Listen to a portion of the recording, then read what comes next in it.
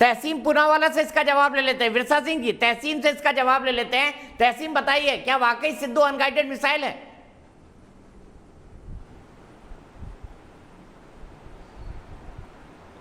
देखिए, दो चीज़ दीपक जी, मैं सिद्धू जी पे भी बात करूंगा आपके शो पर। दो चीज़ मैं कहना चाहता हूँ। लगातार आपके शो पर मैं ये बात कह रहा था कुछ दिनों से कि कांग्रेस के इंटरनल सर्वेज में ये पता चला है कि जो कांग्रेस की सरकार थी बेहद पॉपुलर थी, कैप्टन साहब अनपॉपुलर थे।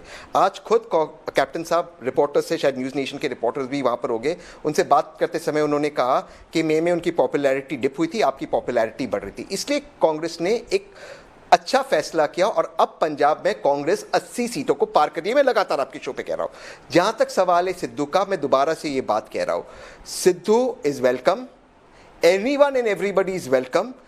चुनाव लड़ा जाएगा गांधी के अध्यक्षता में, गांधी परिवार के अध्यक्षता में, उनकी लीडरशिप में, और जो व्यक्ति को लगता है वो संगठन से बड़ा है वो अपना फैसला करे, लेकिन संगठन चाहता है सब मिलकर चुनाव लड़े। तीसरी चीज मैं आपको कहना चाहता हूं, बार बार एक आरोप लगता है कांग्रेस पर कि पंजाब बॉर्डर स्टेट है। आपके दर्शकों को यह बात जानना बेहद जरूरी है, क्योंकि दुर्भाग्य की बात है भारत की मीडिया इस बात को नहीं उठा रही है। पिछले कुछ दिनों में चीन उत्तराखंड यानी देवभूमि में अंदर घुसकर हमारे ब्रिजेस को तोड़ रहा है और मोदी सरकार उस पर कोई एक्शन नहीं ले रही। तो बॉर्डर खतरे में है, चीन से खतरे में है, और वो उत्तराखंड देवभूमि खतरे में, जहां पे चीन आज इस वक्त ये कह रहा है कि ये हमारी भूमि, हमारी देवभूमि को अपनी भूमि मांग रही है और हमारे ब्रिजेस को तोड़ रही है। पंजाब कांग्रेस जीत रहा है, 80 सीटों को पार कर रहा है, और उत्तराखंड में भी कांग्रेस की सरकार आ रही है। इसे आप नोट कीजिए सर।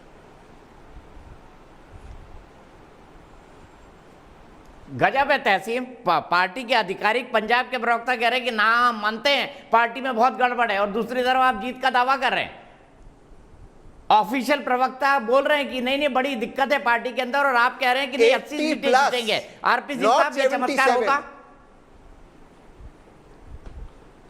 मैं और एक चीज कह रहा हूं, दीपक सर, सॉरी आरपी सिंह साहब, एक लाइन लोगा, सॉरी, माफी चाहता हूं। मैं और एक चीज कहूंगा, 2017 में कांग्रेस को 77 सीट मिले, फिर 3 आपके विधायक आ गए। 2022 में कांग्रेस 80 पार करने जा रहा है 117 के हाउस में, और बीजेपी को जो 3 मिला वो 0 पे आ रही है। इस चीज को नोट किया जाए और उस रिजल्ट्स के दिन आप प्ले करना दीपक सर।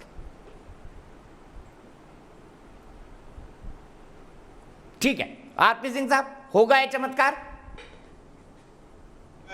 इस चमत्कार की भी बात कर लेता हूँ।